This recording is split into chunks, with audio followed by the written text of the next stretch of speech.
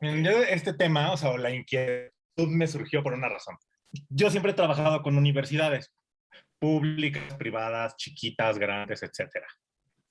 Y todas están enfrentando retos. ¿Cuál es el reto ahorita? Por ejemplo, para la muy grande es el gestionar, ¿no? La cantidad de aspirantes que tiene y los pocos que puede admitir.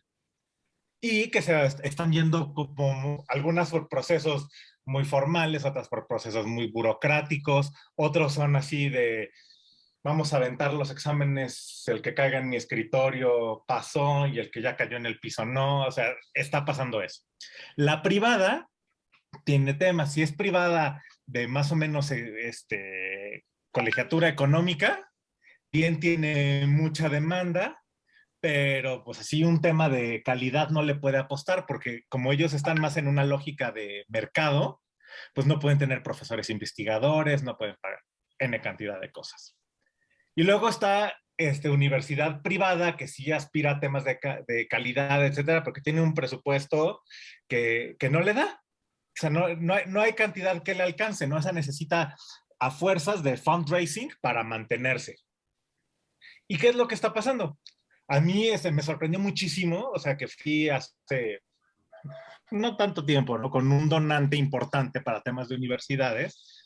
Y este empresario tan conocido en México dijo, pues sí, pero ¿para qué le apuesta uno a las universidades si cuando salen no encuentran trabajo?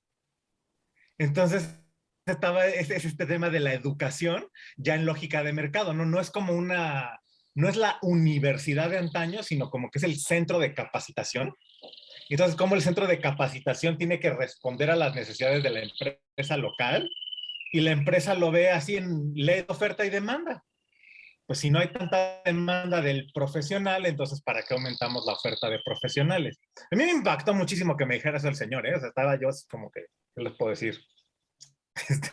Sorprendido con el comentario, pero creo, o sea, que pone a la universidad como la conocemos hoy día en una encrucijada, porque está exactamente la gente que la podría apoyar, que ya no la quiere apoyar, el estudiante que ya no quiere ingresar porque tampoco le encuentra sentido, las cosas que ya tienen una tensión académica tan dura que tampoco aspira nadie a eso, las que están ofreciendo algo tan irrelevante que tampoco nadie lo quiere, y el profesor en medio, ¿no? Porque hay universidades que ya quieren al profesor nada más como que usted dé este contenido preconcebido, las que pues, usted dé lo que pueda, las que, o sea, ya encontrar ahorita profesor que contratan de tiempo completo, que le están dando como respeto a su intelecto, para mí, en mi percepción, es cada vez menor esa cantidad de población. O sea, todo el mundo es de, vienes tus horitas, te quedas tu hora, das tu clase y tan amigos como siempre. O sea, que no quieren una relación de largo plazo. Y entonces, pues todo esto se vino a poner más fuerte con lo de la pandemia, porque recordemos, hay una generación que a lo mejor ahorita está empezando a ir a una universidad física, después de que ya se chutaron quién sabe cuántos semestres de Zoom, y que pues ya tienen una valoración muy diferente de la universidad, ¿no? O sea, ya no les resulta una actividad tan llamativa ni tan interesante. Entonces creo que se están conjuntando muchas cosas que sí ponen a la institución en una encrucijada. Entonces, me encantaría decir, ah, ya la pandemia se acabó, pero sabemos que no, y que no es el único virus y que, bueno, por las condiciones en las que vivimos los humanos nos vamos a enfrentar a más virus. Luego nos enfrentamos a pues sí, o sea, el paradigma neoliberal predominante, donde ya la universidad entra en esta lógica de producción y de venta y de quién sabe cuántas cosas así que ya no son la universidad como antes. Y al mismo tiempo, las instituciones las que porque son tan grandes les cuesta trabajo mantenerse, las que son tan chicas que están ofreciendo algo muy, muy acotado, y la universidad pública, ¿no? Que ahora en algunos casos ya tiene que responder a las necesidades del empresariado local, porque pues, ya están como coludos. Ese es el preámbulo que estoy observando y el que me motivó a traer este tema a la mesa hoy. Entonces, pues ustedes díganme cómo la están viendo desde sus trincheras. Bueno, yo creo que el tema es muy interesante para todos nosotros porque estamos todos insertos, digamos, en la problemática universitaria, ¿no? Ahora, yo creo que sí hay, digamos, muchos fenómenos de diversas índoles que están afectando el funcionamiento de las universidades, sin duda, ¿no? Una de estas, sin duda, es lo que ya mencionaba Joaquín, ¿no? Este cambio de visión, ¿no? De entender a las universidades como centros de conocimiento simplemente, a buscarles una utilidad en la vida económica, ¿no? Eso a mí me llama mucho la atención y no es nuevo el cuestionamiento y la preocupación. Cuando siempre surge este tema, recuerdo este libro de Nuccio Ordine que se llama La utilidad de lo inútil. Y más específicamente, un ensayito que escribió Abraham Flexner, que era un pedagogo estadounidense que ya se estaba cuestionando en 1939 cuál iba a ser el futuro de las universidades de cara a las necesidades económicas que el capitalismo ya estaba planteando en ese entonces, ¿no? Entonces es muy interesante cómo Abraham Flexner desde 1939 ya estaba preocupado por cómo las universidades estaban entendiendo a sus estudiantes como clientes y a toda su actividad como servicios, ¿no? Es decir, él lo que busca hacer con este ensayo es llamar la atención sobre la necesidad de retornar a una visión de la universidad como algo que no necesariamente tiene que estar inserto en la dinámica económica, ¿no? O que debe estar inserto en la dinámica económica por añadidura, ¿no? Pero digamos,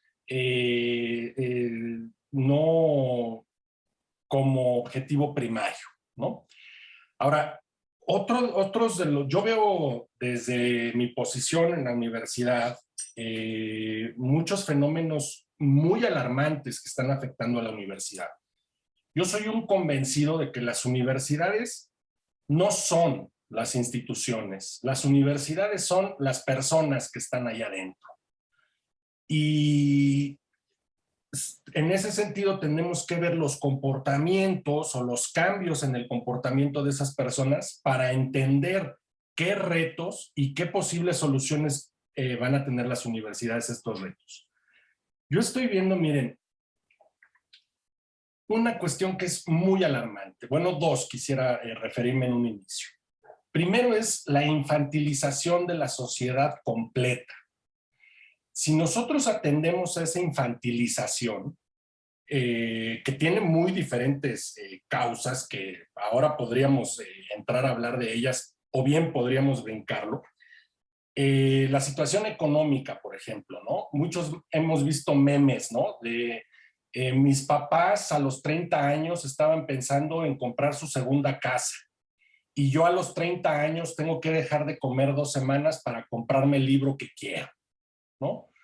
La pauperización económica, bueno, es un fenómeno que ha afectado directamente a nuestras generaciones y ha contribuido a esta infantilización. Pero a mí lo que me preocupa es en qué medida las dinámicas universitarias están teniendo regresiones a niveles educativos anteriores.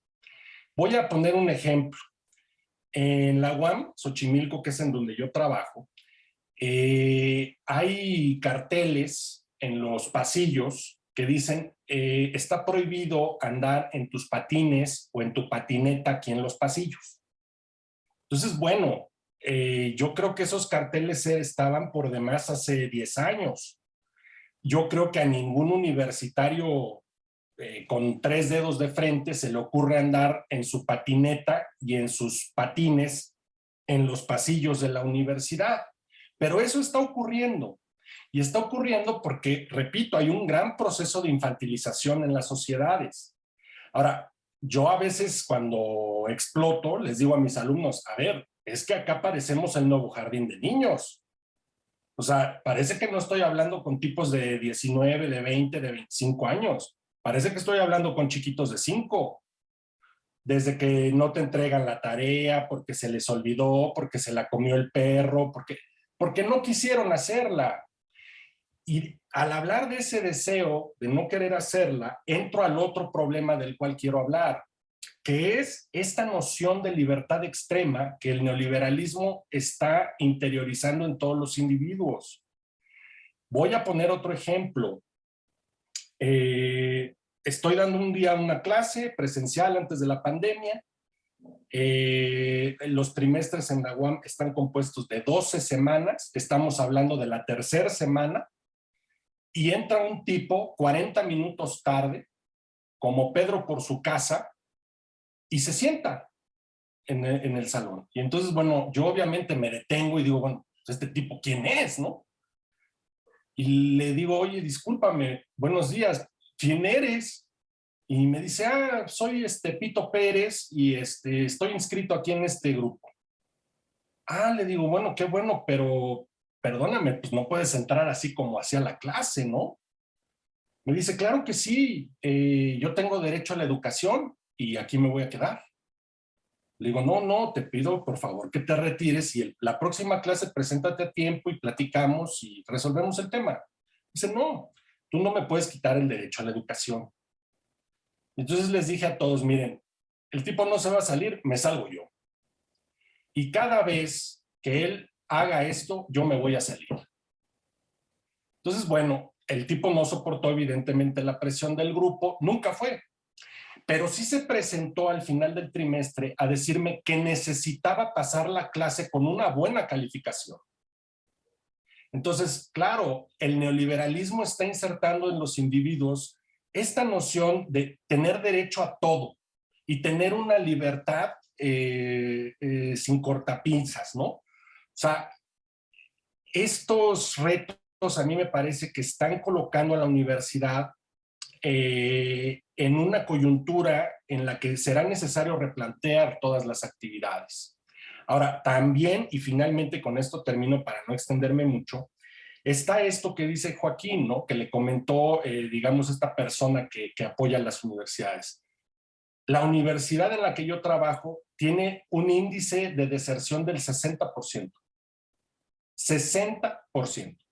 Eso no es menor. Y yo creo que es muy necesario replantearnos para qué están sirviendo las universidades y sobre todo qué funciones van a estar cumpliendo de aquí a 10 años, como es el tema de la... Termino. Sí, yo creo que en la línea de reflexión que está planteando Joaquín y Alberto, cómo el neoliberalismo finalmente se inserta en todo lo social y, bueno, particularmente en la universidad. Yo tengo una anécdota también como profesora muy recientemente, en la que son clases por Zoom y veo cámaras apagadas, nadie está, parece ser que nadie está atendiendo la clase, estoy preguntando sobre un tema, nadie contesta porque directamente pregunto a las personas con la cámara apagada, oye, ¿qué opinas de la lectura? No contestan, significa que no están en la clase, tienen la cámara apagada y además no están.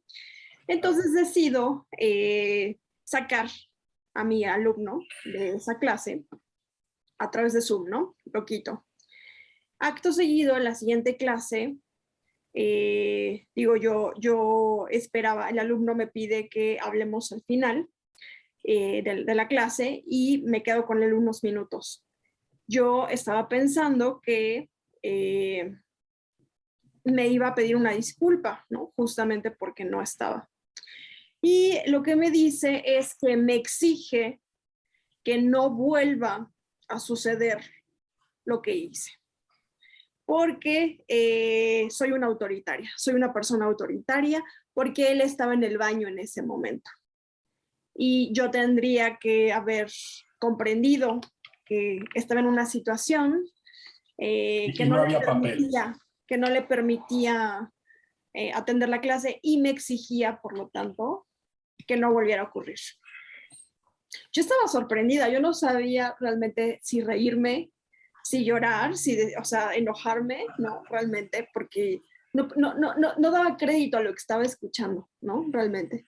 Entonces, ya después, muy cómicamente, en alguna clase sobre neoliberalismo, les expliqué a estos estudiantes de cómo el neoliberalismo confunde el ejercicio de la autoridad con autoritarismo. Entonces, les decía, evidentemente como profesora soy la autoridad de la clase y tengo que ejercer mi autoridad, por supuesto. Y mi autoridad parte de que soy una profesora comprometida, imparto mi clase a la hora, los temas, etcétera, y por lo tanto tengo que poner orden cuando no lo hay. Y entonces ya se quedaron así como sorprendidos, ¿no? Entonces, esta anécdota es justamente para entender cómo la dificultad del neoliberalismo frena uno de los principales objetivos de la universidad y en sí de la educación, que es el proceso de formación.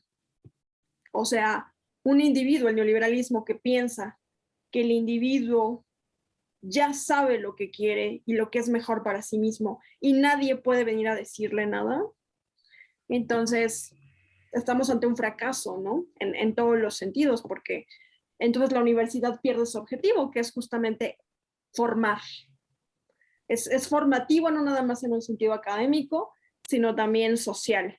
Entonces, con esta idea, pues nos enfrentamos a, no sé, entonces efectivamente, como dice Joaquín, a un tema de cliente, profesor, alumno, cliente, ¿no? Pero es terrible porque además en la universidad ni siquiera te pagan bien, ¿no? Entonces es como, ni siquiera hay un cliente que pueda pagar. Entonces estamos realmente ante un jaque, creo yo, principalmente en la universidad pública. No sé ustedes qué opinan. A ver, yo quisiera un poco provocarlos en no solamente pensar en el neoliberalismo como una especie de variable que afecta a la institución universitaria. Creo que también valdría la pena pensar al neoliberalismo como el contexto, ¿no? Porque yo me imagino al empresario que negó los recursos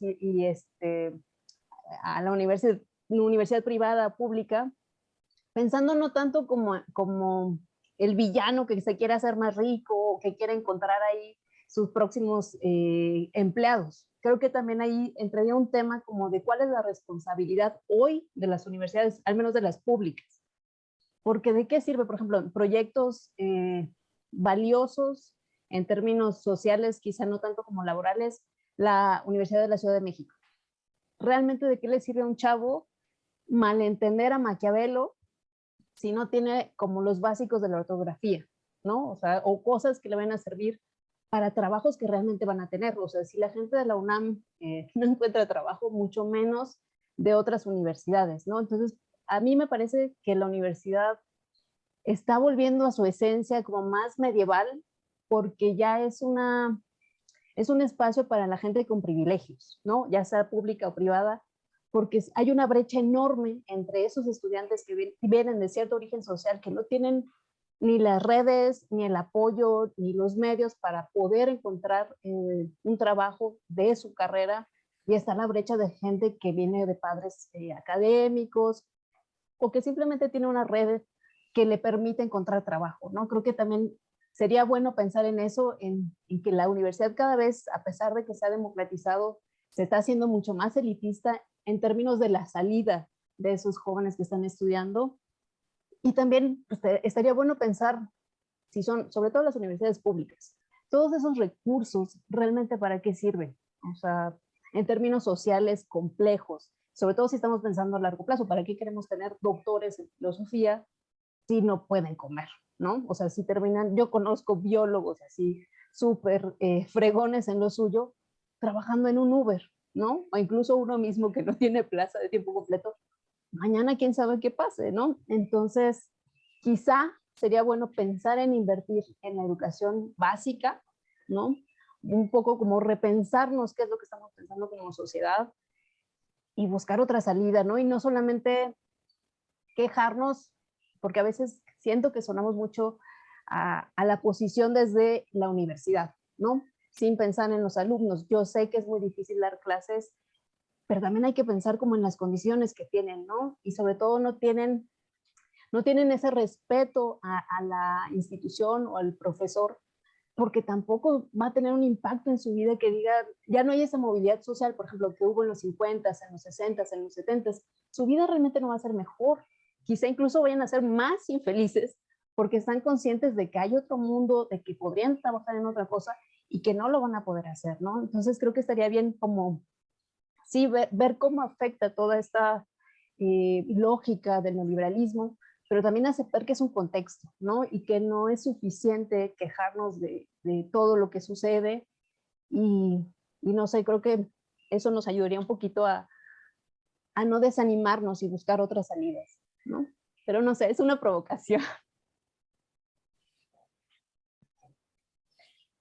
Pediste la palabra, adelante. Sí, esto que dice Paola es muy interesante, porque creo que en alguna medida somos herederos de las percepciones que hubo en décadas anteriores, como mencionaba Paola.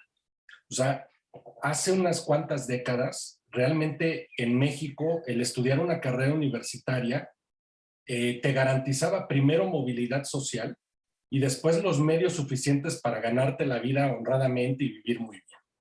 Esos tiempos han cambiado también, efectivamente, ¿no?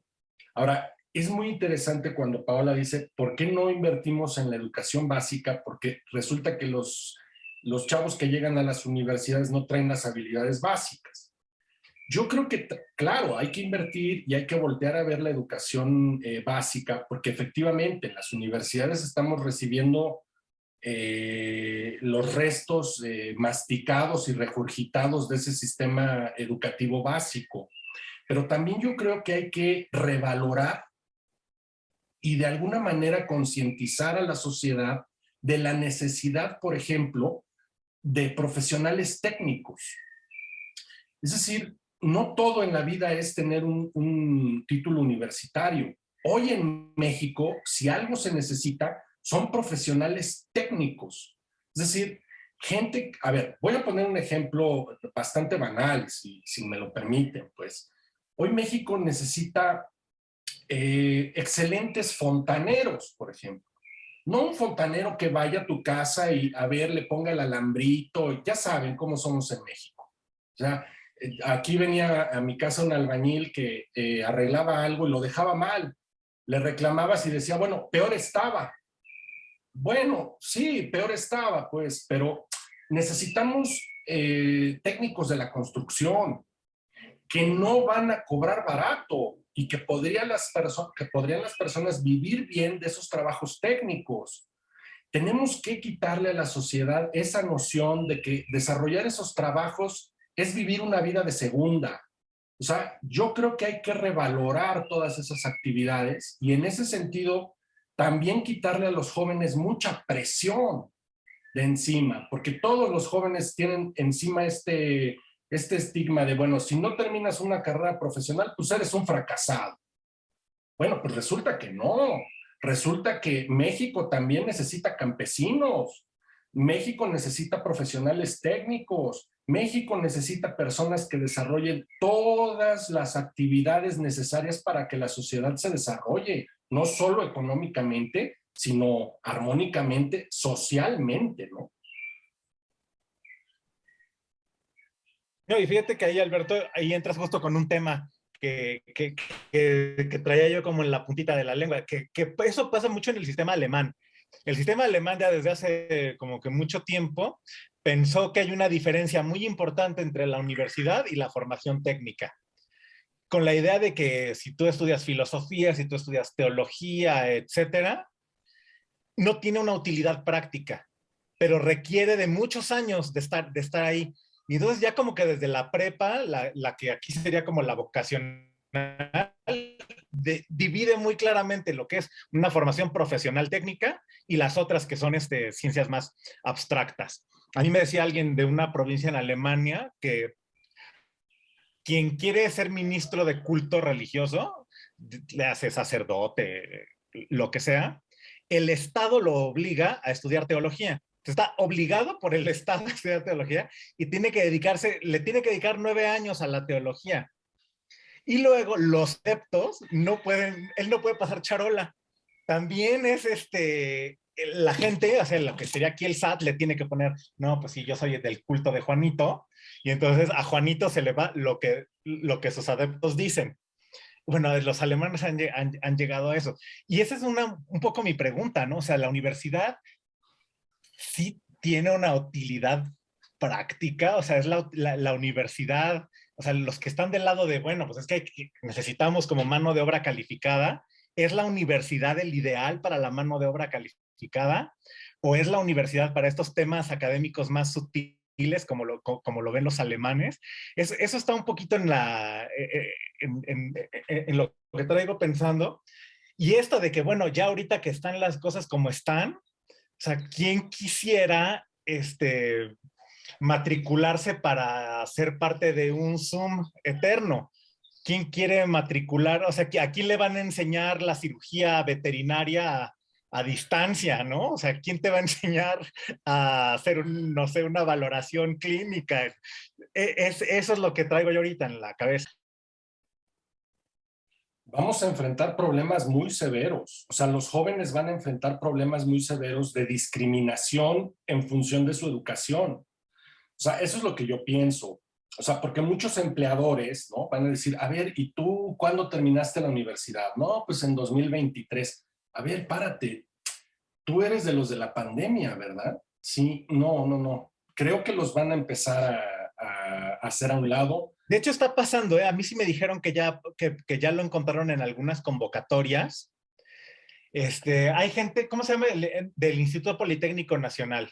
Entonces, de esos chavos que les dijeron, o sea, si ustedes son de los recién egresados, tienen que tener el sueldo, como que hay un sueldo de ingreso, ¿no? Porque son chavos justo que ven temas que tienen que ver como con cirugía para animales. No me voy a acordar ahorita, pero eso estudian ellos y sí les dijeron eso, que tenían que entrar con un 20% menos de salario de entrada a ese lugar, o sea, porque ustedes son de los recién egresados. Ustedes han visto esto nada más así en una pantalla. A ver, y es que no es una cuestión también que se saquen de la manga. O sea, son personas que la mitad de su carrera fue virtual. O sea, eso es alarmante también, ¿no? Ahora, yo creo, Joaquín, sobre lo que preguntabas, perdón, voy a tomar la palabra, Grecia y Paula. Yo creo que en México estaba así planteado, Joaquín, igual que en Alemania. O sea, la fundación del Instituto Politécnico Nacional en su momento no fue menor. O sea, claro que respondió en su momento a las necesidades de modernización, industrialización de México, etcétera, pero así estaba planteado más o menos el sistema educativo mexicano. Es decir, si tú tenías unas habilidades, digamos, técnicas o gustos o aptitudes técnicas, te ibas para allá y concretabas una carrera técnica. Repito, en algún momento de la historia esto se pervirtió y se comenzó a ver a esas carreras técnicas como incompletas, como deficientes, como dirigidas a personas que no tenían la habilidad de estudiar una carrera universitaria, en fin, o sea, pero yo creo que sí hay una división. Y repito, no tiene por qué ser visto de manera inferior a aquellas personas que optan por lo técnico. ¿Por qué? Porque es una necesidad real, ¿no? O sea, yo sí conozco mecánicos, sí conozco fontaneros que dicen, a ver, yo estudié una carrera técnica, o sea, yo fui a una escuela superior para que me enseñaran a soldar, viejo. Por eso es que yo vengo, te soldo la tubería y te cobro 3,000 pesos por una hora, porque yo lo sé hacer. O sea, eso no es menor, ¿no? Y yo digo, oye, qué tipo tan respetable y caray, pues esa es su chamba. Pero hay personas que siguen con esta visión, ¿no? Sin embargo, creo, repito y con esto termino, que el modelo educativo mexicano así estaba planteado.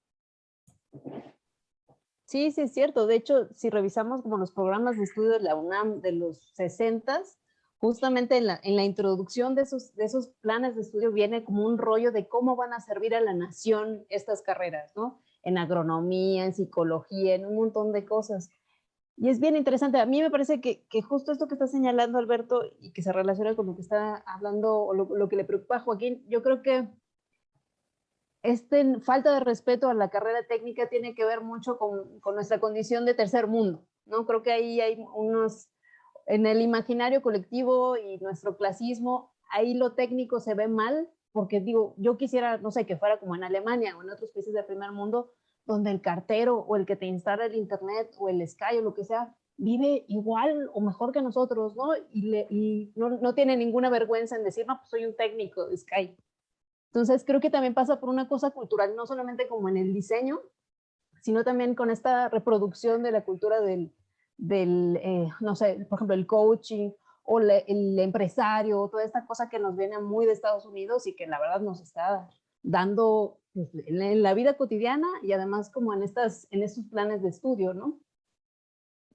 Pero nada más era ahí un paréntesis. Yo sí creo que tendríamos que revisar, digo, no tengo el dato preciso, pero en qué momento, por ejemplo, se deja de invertir más en universidades públicas y empieza la proliferación de universidades patito, como las conocemos. Son privadas, numerosísimas, ¿no?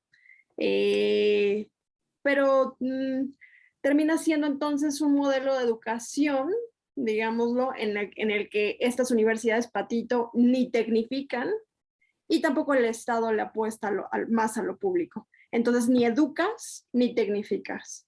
Entonces, termina siendo un modelo ahí extraño.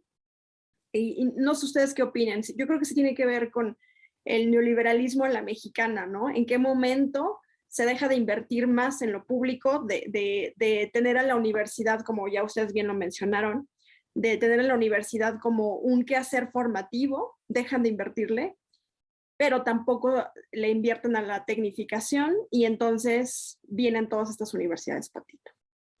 Ahora te voy a decir algo, la Universidad Patito nos enseña una gran lección para mi gusto. Una vez hicieron el ejercicio aquí en una universidad pública que conozco, de, a ver, con el presupuesto que se le mete a esta universidad, y si el alumno pagara colegiatura, ¿cuánto es lo real? Entonces, no era mucha diferencia entre lo que costaba el TEC de Monterrey y lo que costaba el alumno de la universidad pública. ¿Por qué? Por la dispersión que se hace tan grande de los recursos y todo eso. Y la Patito lo que te deja de lecciones de, mira, yo con 10 pesitos hago maravillas, ¿eh? O sea, si se trata de pagarle poco a un profesor y de poner un pizarrón y no sé qué, quítate que ahí te voy, yo te enseño cómo. Entonces, la Patito, o sea, como que sí le vino a decir al sistema, mira, te voy a decir dónde está la cosa. Entonces, creo que también se nos metió muchísimo, muchísimo este tema de que la universidad pública a veces es como que guarida del funcionario al que no le alcanzaron a dar el puesto que quería y a mucho vericueto se nos fue metiendo ahí. Entonces, la privada te dice, ahora sí, esto es lo que cuesta, ¿no? Y ahí tomó la delantera, pues, la Iglesia Católica, ¿no? O sea, las universidades de México, las privadas grandes, todas están vinculadas a la Iglesia Católica de un modo o de otro, ¿no? Que si jesuitas, que si legionarios, que si lo que sea, pero bueno, acabaron vinculadas ahí. Y tomaron como esta responsabilidad de ser las universidades que sí pueden tener programas de intercambio y que sí pueden tener esto y que sí pueden tener lo otro. Y la universidad pública es la que se quedó realmente más rezagada porque no tiene a veces la manera de combatir estos vicios. No sale cara, ¿no? Porque se supone que es pública, y el alumno tiene estas experiencias que le llaman muchos de picos y valles, ¿no? Programas de mucha calidad, donde hay muy buenos profesores, donde, bueno, maravillosos, y programas que les llaman valle, que porque no tienen prioridad o etcétera, pues no reciben nada, no hay quien lo dé. Les digo un caso muy concreto, ¿no? Una compañera que recibió una beca desde Colombia para estudiar en la universidad pública en México y le salieron a los 3 años con que nunca pudieron gestionar bien el papel y va a ser maestra en investigación y docencia. Porque pues no encontraron el camino. no hubo manera. Entonces, estos son los picos y valles que pueden ocurrir en las instituciones tan grandes. Entonces, sí, yo creo que la Patito le da una señal a las otras de, ¿sabes qué? Hay que repensar a la universidad pública mexicana. Algo está pasando que el input nada tiene que ver con lo que termina saliendo y lo que le termina llegando al alumno. La intención que pone aquí el Estado y los donantes y todo el sector es de este tamaño y lo que le llega al alumno es esta gotita. Entonces sí está por ahí eso. Es bien interesante pensar esto, ¿no? Porque yo vuelvo al contexto, ¿no? Nombrándolo como lo comentaba Paola, este contexto del neoliberalismo. O sea, este adelgazamiento del Estado a través de deshacerse de responsabilidades incluyó a la educación. O sea, al Estado le resultó muy cómodo, al Estado neoliberal le resultó muy cómodo desentenderse de la educación, entender que estaba en manos de estas instituciones autónomas, que estaba en manos de esas instituciones privadas ligadas a la religión y que estaba en manos cada vez más también de estos institutos patrulla, ¿no? De estas universidades patito. O sea, es muy cómodo y hasta la fecha es muy cómodo. Hay una noción también que afecta muchísimo a las universidades públicas, pero la falta de regulación también afecta a las privadas de todos los tamaños. Me refiero a esta noción de la autonomía. O sea, sabemos que hay universidades autónomas, ¿no? Y por extensión se entiende, digamos, que a las universidades nadie les puede ir a decir cómo hacer sus actividades, cómo realizar sus actividades, aunque sean privadas. Ya sabemos que deben de cumplir con ciertos requisitos para tener la validación oficial, etcétera, tal. Pero existe, también somos herederos de esta noción de no. Hay una libertad de cátedra y las universidades sabrán lo que enseñan, las escuelas sabrán lo que enseñan, y si les quieren dar el catecismo, bueno, pues es problema de ellos y ya está, ¿no? O sea, yo he estado un poco como que me desentiendo del tema, ¿no? Pero hay una cuestión que está afectando mucho también a la educación universitaria en México, que es confundir la autonomía con la extraterritorialidad. O sea, hoy vemos cómo las universidades públicas, por ejemplo, enfrentan la necesidad de ser auditadas, de ser controladas también, no solo en los recursos económicos, sino en su funcionamiento. Y el Estado le da la vuelta yendo en el sentido de la autonomía. O sea, yo no me puedo meter porque son autónomas, pero en la universidad no solo se dan malos manejos económicos en las públicas no solo se dan violaciones a los derechos humanos, se da desvío de recursos. Ya vimos este fenómeno del ¿cómo le llamaron? La estafa maestra. Ahora, también en las privadas se dan malos manejos de contenido también. O sea, que el Estado tendría que regular y que al Estado le está resultando muy cómodo, al menos en México, el decir, esto está en manos de ellos y un poco como que con la educación no me puedo meter porque es sagrada, ¿no? Es un terreno que respeto mucho, ¿no? Y yo creo que el Estado tiene que meterse más a la educación, tiene que hacerse cargo más de la educación, tanto pública como privada. Repito, a las universidades públicas auditarlas en muchos sentidos, no solo económicamente, y a las privadas básicamente auditarlas en términos de contenido, porque resulta que esto que comentaba Joaquín, o sea, estas universidades pequeñas están pactando, a ver, tienen perfiles de egresados, a ver, maravillosos, y resulta que los egresados no obtienen nada de eso, ¿no? Eso es un gran tema ¿no? Es que fíjate que yo diría que es más regulación, pero que fuera algo más sustantivo. sea, yo diría que está sobreregulada la educación en algunas cosas. O sea, la universidad, por patito que sea, pero el REBOE tiene una cantidad de papeleos y cosas. La de servicios escolares, por pato que esté el asunto, tiene que llevar una carpeta así por cada alumno y multa si no tiene fotografía, tamaño infantil, con disfraz de cebra. Está sobreregulada en muchos asuntos, no regulada en lo sustantivo. Y con otro problema también muy importante, ¿no? Que pues no se dan abasto. O sea, para la cantidad de gente que es y todo, y nunca regulan, porque la solución ha sido el tema de estas endogamias. Si yo tengo mi doctorado, tú tienes tu doctorado, hacemos un REBOE que nos apruebe la SEP y ponemos nuestro instituto, si al rato a Paola la hacemos doctorado, pues queda en esa endogamia y queda. Entonces, Paola queda con un doctorado y una persona a lo mejor que quiera sacar una maestría verdaderamente compleja, etcétera, que va a sufrir 80 veces, no tendría en el escalafón, si esa persona quiere ser funcionario, lo mismo que Paola. Entonces, creo que tenemos un problema de sobreregulación en otras cosas, pseudoregulación en otras, no es sustantivo, y el inbreeding, nadie lo está controlando. Entonces, puedes tener un grandísimo académico que quiere ser parte de un examen profesional en México, no, 800 trabas, pero te vas a una universidad de estas, que esté en una callecita nada más, ellos ya tienen 3 doctorados y postdoctorado y no sé qué. Ah, sí, él tiene todas las de la ley.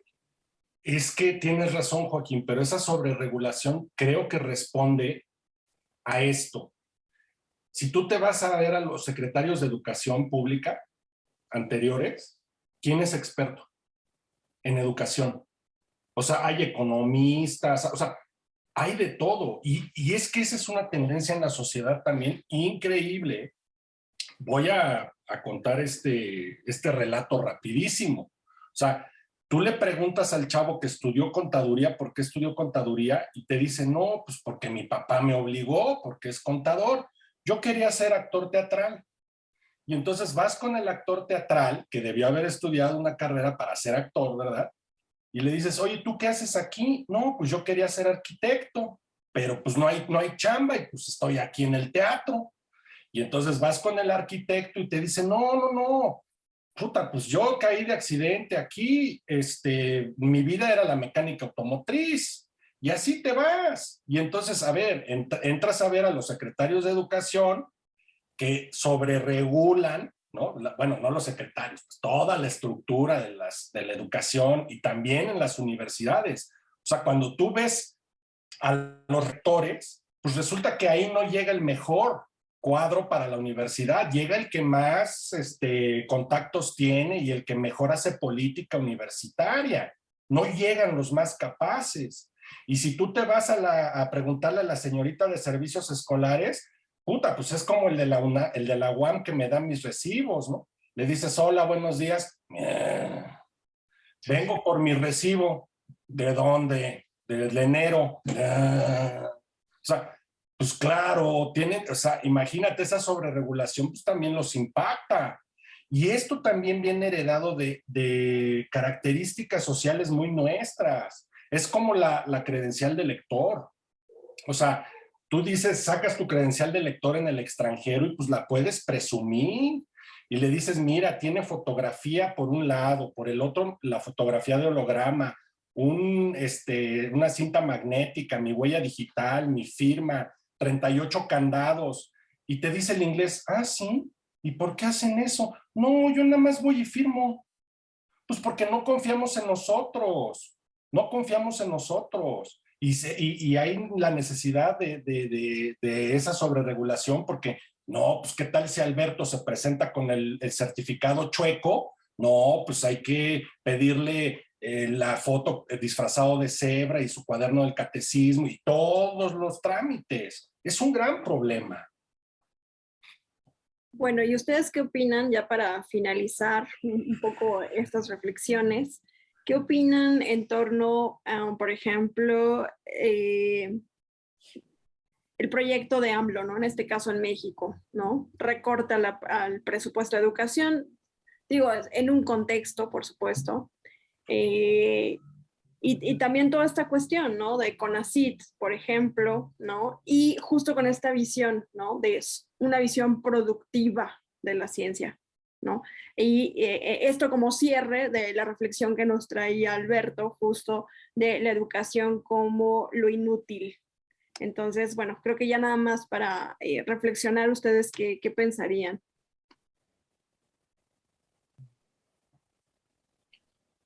Bueno, ahí, mira, yo creo que ese tema, meter lo de AMLO, mezcla cosas que sí tienen que ver como con la planificación educativa y también con el golpeteo político, ¿no? Porque el tema de CONACYT o lo del CIDE, justamente ha habido muchos problemas que tienen que ver con lo político, pero también eso no debe de ocultar los problemas reales que hay dentro del CIDE y del CONACYT, ¿no? Que es un lugar de privilegios, que es un lugar de cotos de poder, que no son las formas, estoy totalmente de acuerdo, pero creo que sí es importante como separar esas dos dimensiones, ¿no? Porque está la dimensión política con la que no estoy de acuerdo, pero sí hay mucho de qué hablar, ¿no? Porque lo que estaba hablando Alberto y Joaquín sobre la sobreregulación también tiene que ver como con las cotas de poder dentro de la universidad, ¿no? Por ejemplo, los profesores de tiempo completo que no están dispuestos a dar una materia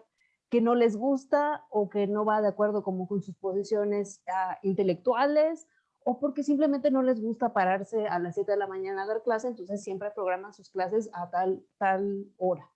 Eso también es importante que se discuta, así como los sindicatos universitarios, ¿no? Porque forma parte como de toda esa maquinaria y que creo que sí tiene que ver un poco más con el proyecto que se debe regular por parte del Estado, no con estos tintes políticos que tiene actualmente, ¿no?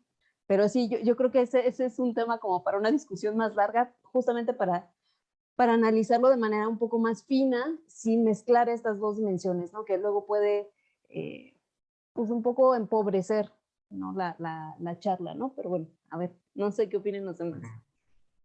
Sí, yo tengo, la verdad, muy poca información, porque una cosa es como la instrucción que se dé del gobierno federal y de los estatales, etcétera, luego otro lo que se acaba ejecutando. Pues hay dos cambios no importantes en las secretarías. Primero estaba Moctezuma, ahorita esta señora Delfina Gómez. Lo que he vivido, o sea, como del lado de las universidades, es pues prácticamente lo mismo. Y aparte a ellos les tocó, lo de aparte de la pandemia, cuando primero era así de, bueno, pues vamos a descansar 8 días. Bueno, no, 15, no, 21. Este sistema, o sea, a ellos les tocó la parte que no estaba comprendiendo la institución y los alumnos. O sea, este shock tampoco lo estaba entendiendo el gobierno, ¿no? Entonces, les tocó a todos así, o sea, yo me acuerdo que en algunas instituciones la cosa era, a ver, ni nos podemos reunir por Zoom ni nada, entonces vamos a dejar unas tareas y nos vemos en 20 días. Llegaron esos 20 días y ¡chin! ¿Qué creen? No se pudo, ¿no? Entonces, creo que al gobierno le tocó vivir eso junto con las instituciones algunas más preparadas que otras, pero el resultado fue que no hubo aprendizaje. O sea, yo con la gente que hablo de educación básica, etcétera, es de, no, la verdad no se logró. O sea, trabajar si nosotros que trabajamos más con universitarios nos es difícil, ahora imagínense que tiene que ver niños, ¿no? Gente de 5 o 6, por supuesto que no les funciona, que ahorita que están empezando a ir a las escuelas están retomando esos temas y están tratando de ponerse al día. Entonces, yo creo que ahorita más mi lectura está en, pues, ¿qué le toca hacer a la ciudadanía? ¿Qué le toca hacer a la universidad? La educación básica es claro que es muy importante, muy importante. México es de los países en los que menos se invierte en educación básica. O sea, un análisis interesante que se había hecho era, o sea, ¿cuánto subsidio puedes obtener como menor de edad en tu educación? ¿Y cuánto como adulto? Entonces, los mayores eran para quienes estudian doctora, o sea, ya en el esquema criticado del CONACYT, pero muy poco en la educación básica. Ahora, Alberto habló hace rato de Nucho Ordine.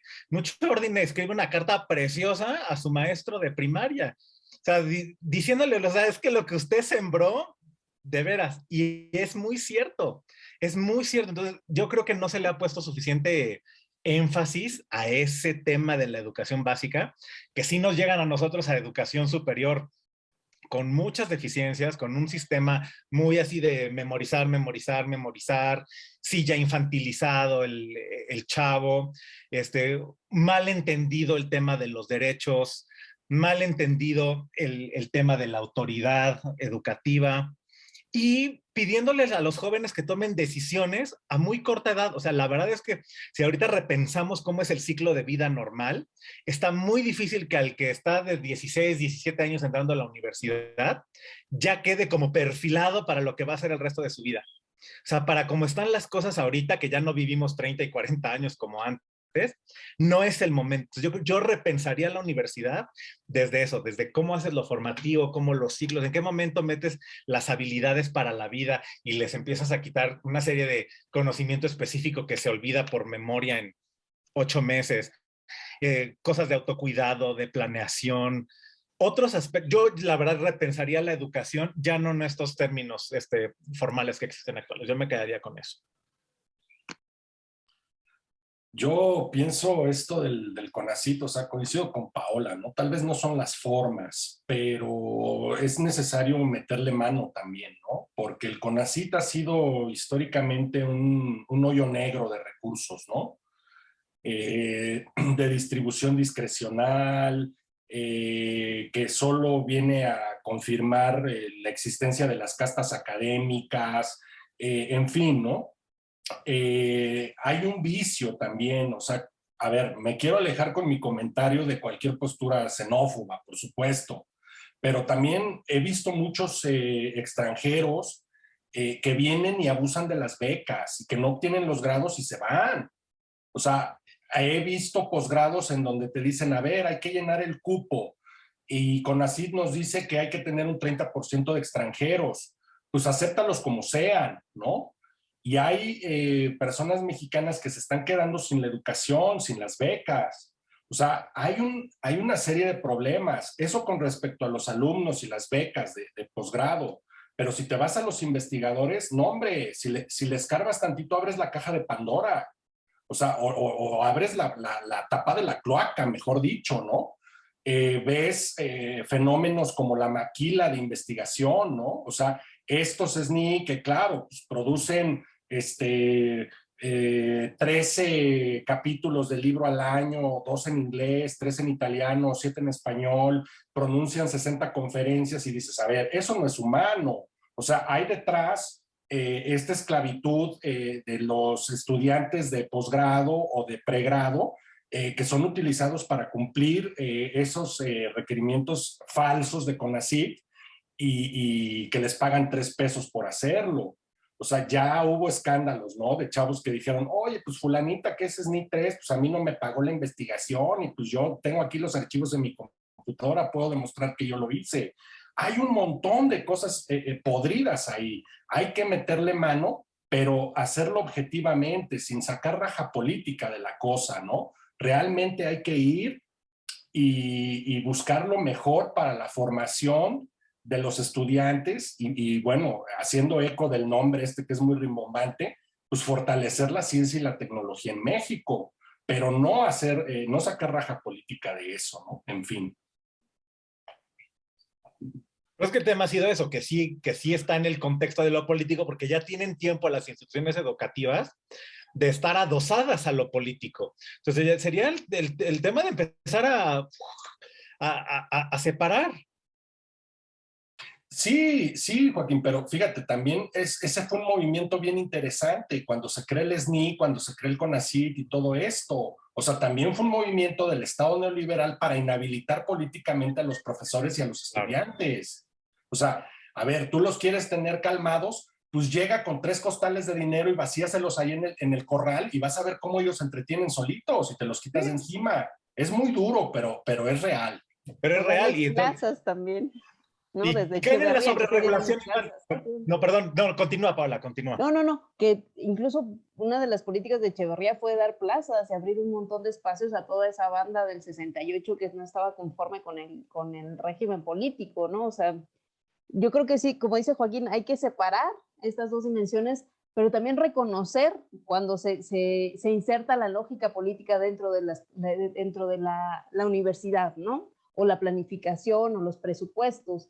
es un poco hacer las dos cosas, separar, pero también reconocer esa inevitable relación, ¿no? Porque es dinero público, porque hay movimientos ahí como de, son actores políticos, también muchos académicos, entonces es difícil. Y nada más un poco para cerrar, Joaquín, me encantó esta idea que tienes de replantearnos cómo pensamos la escolaridad, un poco, pues sí, yo creo que no estamos maduros a los 16, 17, 18 como para decir, yo quiero hacer esto, porque puede que me encante hacerlo, pero o no hay trabajo, o no se me da, o pues, no sé, un montón de cosas más, ¿no? Entonces creo que es una buena salida y un buen cierre esta propuesta tuya.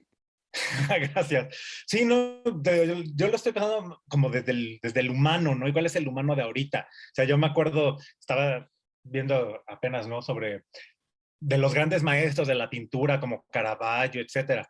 Sí, pero es que ellos entraban a un taller a los 15, 16, en unas condiciones de 16 horas diarias, etcétera.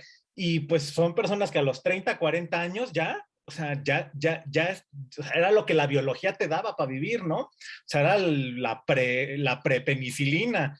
Yo creo que ya no estamos en esos momentos de la vida y yo creo que sí ya vale la pena, o sea, Pero ahí un viene gusto también, conversar con ustedes. sí, aunque viene también nuevamente el problema estructural, ¿no? O sea, difícilmente tus padres te pueden mantener a edad más, digamos, más madura, ¿no? Entonces, el tema es complejo y creo que quedan antecedentes para nuevas discusiones, pero un placer charlar con ustedes.